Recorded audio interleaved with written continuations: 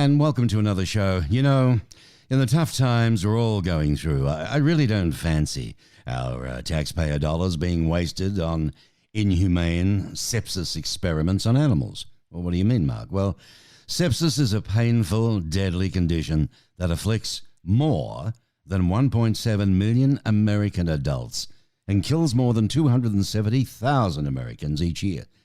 Now, it is the body's extreme response to an infection and can quickly cause tissue damage and organ failure. However, instead of using modern research methods to find a cure, billions of taxpayer dollars have been spent, and more are set to be spent, on sepsis experiments on animals. Now, this is while the more than 150 medicines that have effectively treated sepsis in other species have then failed in humans. So, looking at this, my special guest is Emily Trunnell, PhD. She's a neuroscientist and research associate for PETA, a scientist who can share her personal experience. Welcome, Emily. Thank you so much for having me. Well, apparently, Emily, our government has known why since, 2013, when researchers found that sepsis in mice is an entirely different condition from sepsis in humans. Yet, no one has stopped the research gravy train that allows money to be wasted on these go-nowhere experiments that harm and kill millions of animals. Pretty sad, huh? It is. I mean, as a scientist and someone who cares about animals, it's just heartbreaking. You know, decades and decades of horrific experiments. I mean, the kind of things that you would think of seeing in a horror movie, not in a research laboratory.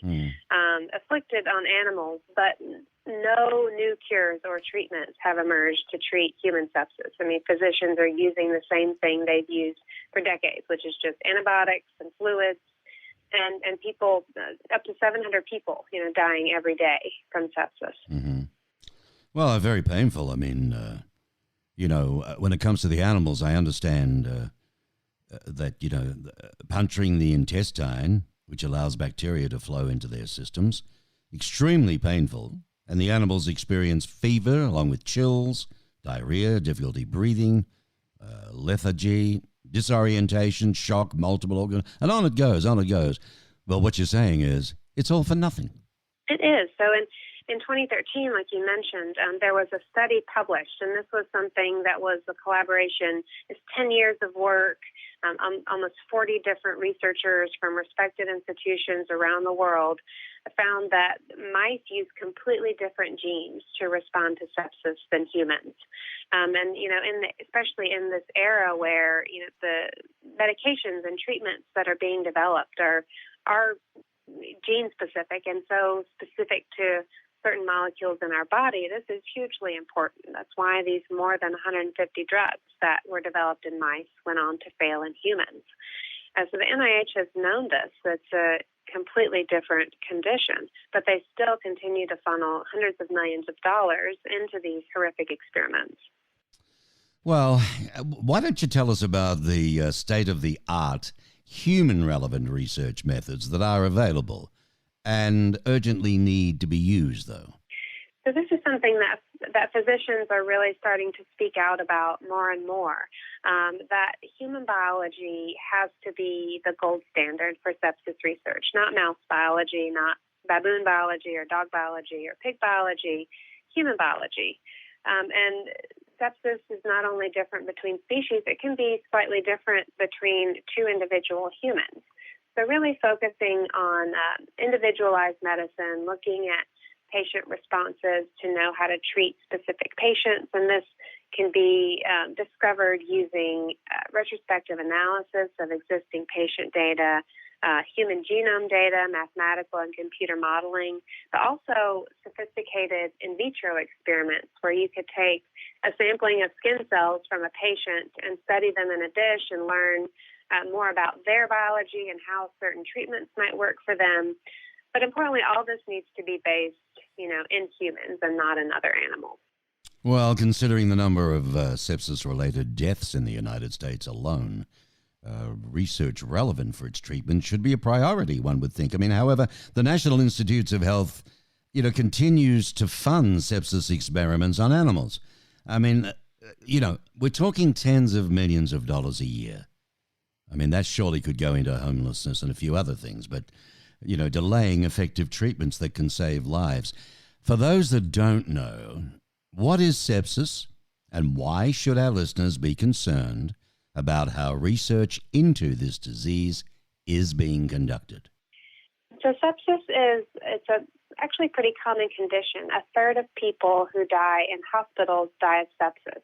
And sepsis occurs when you have an infection it could be due to an injury, like an accident, or surgery, or another illness like pneumonia or kidney disease. And what happens with sepsis is that the infection triggers your body to release molecules to fight that infection, but this all gets out of whack, and inflammation occurs throughout the body, leading to tissue damage and organ failure, and in some cases, death. So it's a really deadly and painful condition, and it's very prominent. And with so many people dying every year, we really need to be shifting our focus away from the use of animals, which has not generated any treatments. Well, Emily, is it correct that animals, in fact, are not the best model in the search for a cure for sepsis? That's right. Animals, it's been studied and it's been documented in the scientific literature for decades now that there are so many differences between the way animals experience sepsis and the way that humans do, including the genes that our body uses to respond, the way our blood pressure reacts, the way that the inflammation occurs in our body is different in mice, and especially, you're talking about mice that are in a supposedly sterile laboratory, have been bred for research, are all, inbred, and have other varying conditions and don't live these natural lives. There's different species, but also a vastly different environment than humans who are coming into emergency rooms with injuries or needing surgery. I mean, it's apples to oranges, and Right. it's apples to something that's not even fruit. No, right. So why is it, do you think, why do agencies like the NIH continue to spend taxpayer dollars on experiments that, do not pay off for human health? The unfortunate answer to that is, what causes a lot of terrible things to continue to happen, and that's money. So when a researcher at a university gets a grant from NIH or a federal agency, that university, and these grants each, they're hundreds of thousands of dollars. The university can skim an enormous amount of money right off the top of that grant to use for their own purposes. So the researchers are really pressured to keep publishing papers so they can keep getting these grants and keep the money rolling in. So it's not prioritized that they focus on the actual usefulness or lack thereof of what they're doing. And the people in these government agencies at high levels, most of them have in their careers used animals for experiments and so are mentally invested in that as well. You bring up a very interesting point about the universities. I'm not going to say too much, but the more I read and the more I hear, what a business. That's what it really is, a business. What can be done to modernize research, do you think, and, end the use of animals for experiments like these? What can we do? Well, PETA scientists have developed a very common sense strategy to phase out the use of animals and replace those with human biology-based research methods. And this is called our research modernization deal. And we are urging the NIH to implement this plan because they really need an exit strategy from animal experiments, and they don't have that currently. Right. Okay. Now, Emily, is it Trunnell or Trunnell? It's Trunnell. Thank you. Emily Trunnell, ladies and gentlemen, she's a PhD, a neuroscientist, and a research associate for PETA. No idiot.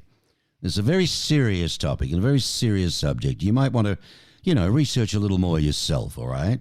Hard taxpayers' money here. www.peta.org. That's www.PETA,